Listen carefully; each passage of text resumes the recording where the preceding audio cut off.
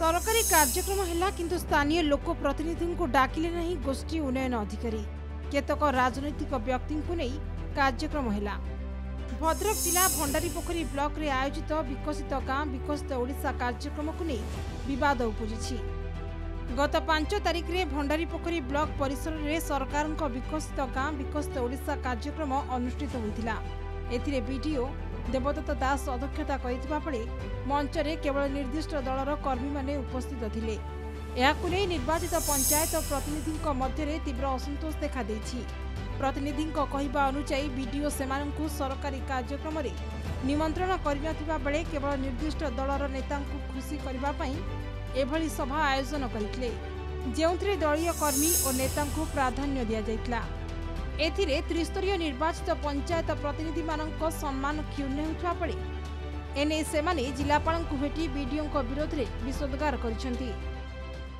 भंडारीपोखरी निर्वाचन मंडली जो भंडारीपोखरी ब्लॉक मो मतरे व्यक्तिगत मत मोर भंडारीपोखरी बीडीओ जदि एठी रहिबे पुणी विवाद बढ़ी चलो तेणुक सुरुखुरे काम करने राज्य सरकार ये नूतन बीडीओ को पोस्टिंग दियो। आगामी दिन में ये हूँ कांतिकारी माटी आपण मानक जानिथिबे ये कांतिकारी माटी रे थाना पड़ी जाइतिले से समय रे ताको स्वाभिमान आंच थाना पड़ी जाइतिले। ये तो आजिका दिन में लोक केते सचेतन हेले तेणुक आम से कथा सूचाई देचु ये कांतिकारी माटी रे जे बिक्री हम तार स्थान नाही। जदि आगामी दिन में ये आम लक्ष्य करूँ जहाँ कार्यपंथा गणपद्धति अनुसार करने कथा आम निश्चित भाव में करूँ। आम जे मुख्यमंत्री मोहन चरण माझी तांको स्वागत करी उद्बोधन करिसंती। आम पंचायत समिति कार्यालय भंडारीपोखरी ठारे जो आयोजित हो जाइए लोकार्पित हो जाइए एठारे लक्षाधिक जो आमर जो भल पाइबा आमर देवदुर्लभ कार्यकर्ता माने सहयोग करछंती। बहुत बहुत धन्यवाद। अध्यक्ष सुमित सेठी नेतृत्व में सरपंच समिति सभ्य जिला परिषद सभ्य माने ब्लॉक कार्यालय में पहुंची बीडीओ को घेरिबा सह एभली मनमुखी कार्य बाबद रे जवाब मागिछंती। सरकारी कार्यक्रम को दलीय सभारे परिणत करथिबा अभियोग को बीडीओ केतेकांश रे खंडन करथिले सुधा प्रतिनिधि को कौनसी संतोषजनक उत्तर दे पारि नथिले। गत 8 मास एवं उन्नयनमूलक कार्य ठप हो जाइतिबा बेले बीडीओ केवल निर्दिष्ट दल पई कार्य करबाकू समस्त योजना करुछंती बोली जिला परिषद सभ्य सरपंच प्रमुख अभियोग करथिले।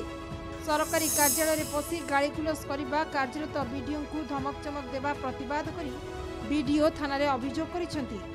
सेपटे पुलिस घटनार तदंत आरंभ करिछि। मते चेयर देले नै वीडियो मास है तांको चेयर रे से बसिले किंतु मोर पीआरआई मेंबर माने जो छिड़ा है कि कथबार्ता करछंती किंतु मु गोटे चेयरमैन बा मु से पंचायत रे पीआरआई मेंबर किंतु मु सेठी बस पारिबी कि आज जो सरपंच और समिति सभ्य मैंने आसीथिले से माने आसीबार प्राक सूचना मते प्रदान करि नथिले। जदि प्राक सूचना प्रदान करिथान्ते जे तांकर आगमन उपलक्षे तले मु तांको पाखु जाई थांती। ए निर्देश बाबद रे मु अवगत नाही। आपण जदि जानि नांती कहले भलो कथा तले पुलिस केमिति एटिका पुलिस तांकर इंटेलिजेंस काम करूची। आगामी दिन में निरपेक्ष भाव कार्य न कले गोष्ठी उन्नयन अधिकारी विरोध में आंदोलनात्मक पंथा ग्रहण कराजियो बोली विभिन्न पंचायत आसिथिबा प्रतिनिधि समेत युवनेता प्रमुख चेतावनी दैछंती। भद्रक भंडारीपोखरी सत्यव्रत प्रधान को रिपोर्ट नक्षत्र न्यूज।